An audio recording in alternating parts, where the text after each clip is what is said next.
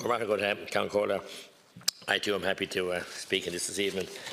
I have consistently opposed this legislation and have made this clear to various groups that support the right of Israel to defend itself against the blatant bias that currently exists within organisations like the United Nations and which this bill seeks to promote.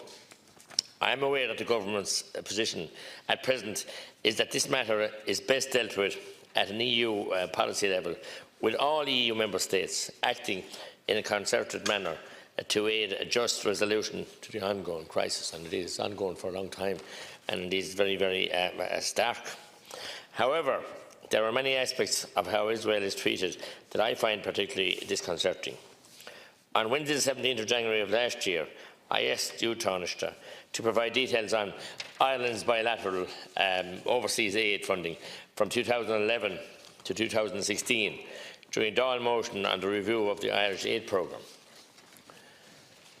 There needs to be absolute clarity about where these levels of funding are going, and in particular we need to ensure that there are strong governance and accountability protections in place.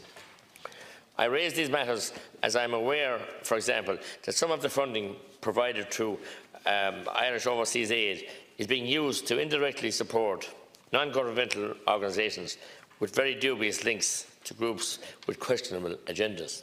And I honestly believe that.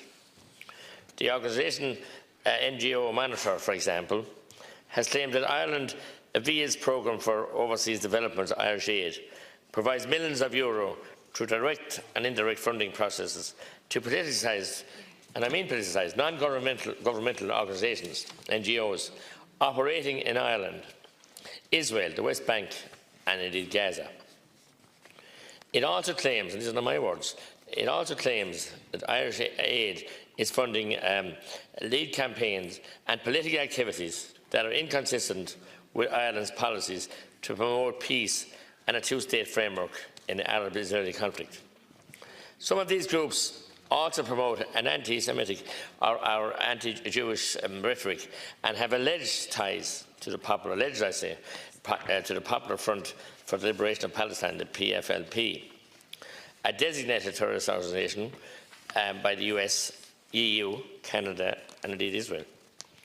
All of these questions and more need to be thoroughly examined. In light of this, I hope it is clear that I will not be supporting the Occupied Territories bill. So the Jewish people, just as much as the Palestinian people, have a right to live in peace and security, and we must all try and endeavour. And we know our own fragile peace process in the Good Friday Agreement and the pressures that are on that at this point in time, with the impasse with Brexit, and indeed with the non-engagement of the two political parties.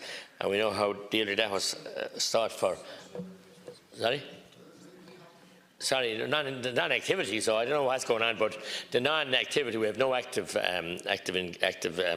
government sitting and engaging at the moment, so I'm not blaming any side over the other. I'm just saying how fragile it is, and how I know from even negotiations with the Taoiseach last week in a briefing on Brexit, and indeed last night with the Taoiseach, the fragility and the dearly fought for and hard earned, and indeed we had my former colleague myself as a negotiator, Dr. Martin Mansor, who was a member of this House and indeed and the Senate, and the work he did in that peace agreement, and many others.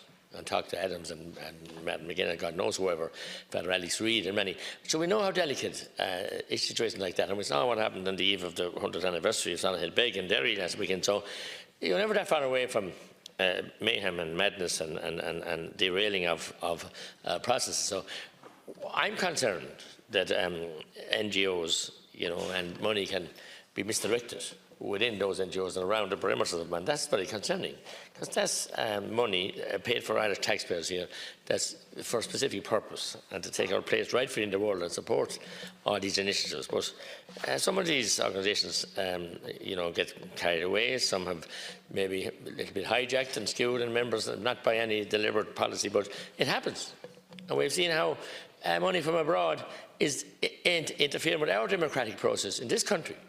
and swaying. And we can see how money from at home as well, very wealthy entrepreneurs are controlling half what we do now. So we have to be careful ourselves with our own spending and our own supports and our own image out there too. And is it going to be fair and transparent, and is it going to achieve what we voted in this House? What you, Minister, in your role as a Foreign Affairs Minister, and your colleagues sign up to with EU and with other international agencies as well, that we get the bang for our buck, not in financial terms, but in terms of integrity with the process and with the people, and above all, you know, accountability for that funding.